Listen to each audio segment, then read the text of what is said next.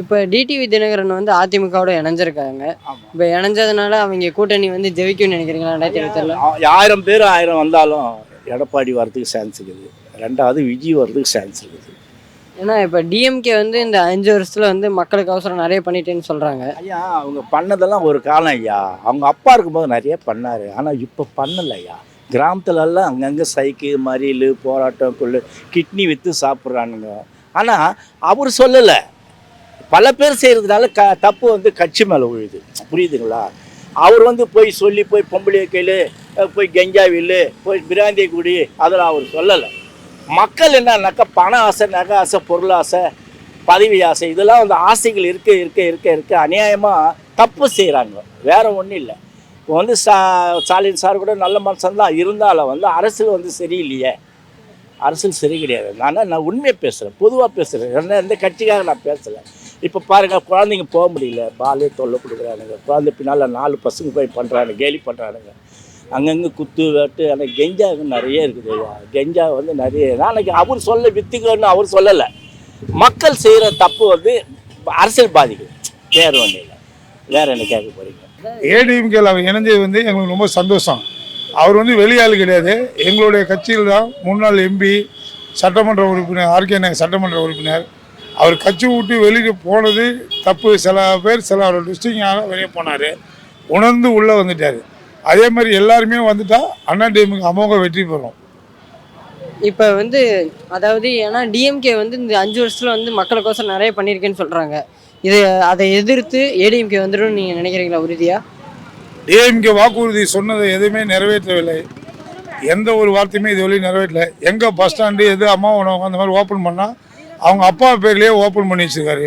இன்றைக்கி கூட மதுராந்தகம் ஒரு பஸ் ஸ்டாண்டு ஓப்பன் பண்ணி அதெல்லாம் பாதியிலே நிற்கிது. அதனால் அவங்க குடும்ப சூழ்நிலத்துக்காக எல்லாமே செயல்படுறாரு. ஆனால் மக்களுக்காக எந்த ஒரு செயல்பாடும் இல்லை. கண்டிப்பாக வந்துடுவாங்க. ஏன்னா ஏற்கனவே எடப்பாடிக்கு நல்ல வாய்ப்பு இருக்குது. இப்போ டிடிவி தினகரன் வந்ததுனால இன்னும் கொஞ்சம் கூடுதல் வாய்ப்பு இருக்குது. அதனால் கண்டிப்பாக வர்றதுக்கு வாய்ப்பு இருக்குது. ஏன்னா டிஎம்கே வந்து இந்த 5 வருஷத்துல வந்து மக்களுக்கோசரம் நாங்கள் நிறைய பண்ணியிருக்கோம், நாங்கள் சொன்னது போகிற பண்ணிட்டோம்னு சொல்லியிருக்காங்க. ஒன்றும் பண்ணல. பண்ணிட்டு 1000 ரூபாய் கொடுத்துன்னு சொல்லிட்டு அது ஒரு தான் பெரிய பண்ணு. நல்ல திட்டங்கள் எதுவும் கொண்டாடல. 5 வருஷத்தில் கடனை வேறு ஆக்கி விட்டாங்க. 5 லட்சம் கோடி கடன் ஆக்கிட்டாங்க. இது வரைக்கும் சுதந்திரம் வாங்கி 50 வருஷம் இருந்ததுல 5 லட்சம் தான் கடன் இருந்தது. எடப்பாடி விட்டு போகும்போது 4 லட்சத்தில் தான் கடன் இருந்தது.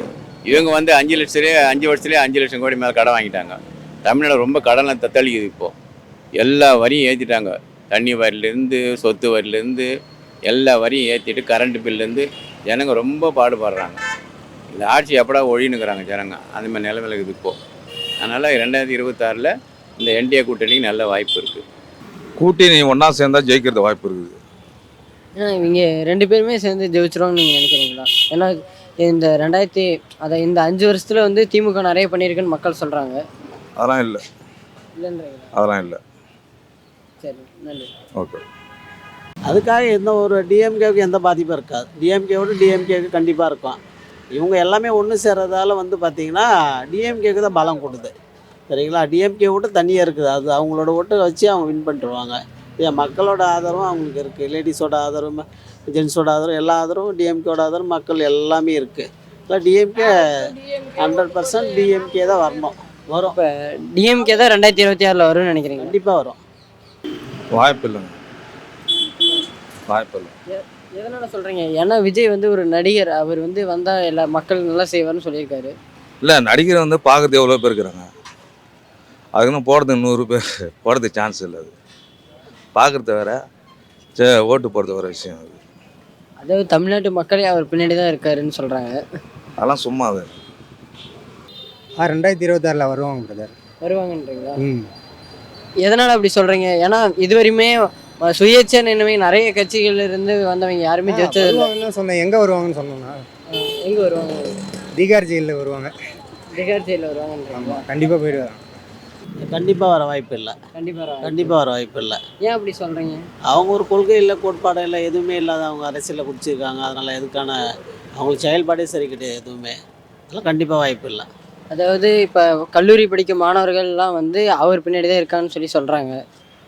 அது இருப்பாங்க, அது ரசிகர் கூட்டத்துக்காக இருப்பாங்க. அதில் ஒரு சில மாற்றி ஓட்டு வந்து மற்ற கட்சிக்கு போடுவாங்க. ஒரு சிலர் வந்து விஜய்க்கு போட வாய்ப்பு இருக்குது. ஆனால் காலேஜ் பசங்க ஸ்டூடெண்ட்டுன்ற சொல்ல அவர் விஜய் வந்து ஒரு பெரிய ஃபேன்ஸான்றதால அவர் ரசிகர் அவர் பக்கம் இருக்காங்க, நிறைய இருக்காங்க, இல்லைன்னு சொல்லலாம். ஆனால் மாற்றமாக இருக்கும். கடைசியில் ஓட்டு போட சொல்ல மாற்றமாக கண்டிப்பாக இருக்கும். ஐயா கண்டிப்பாக விஜய்க்கு வரதுக்கு சான்ஸ் இருக்குது ஐயா.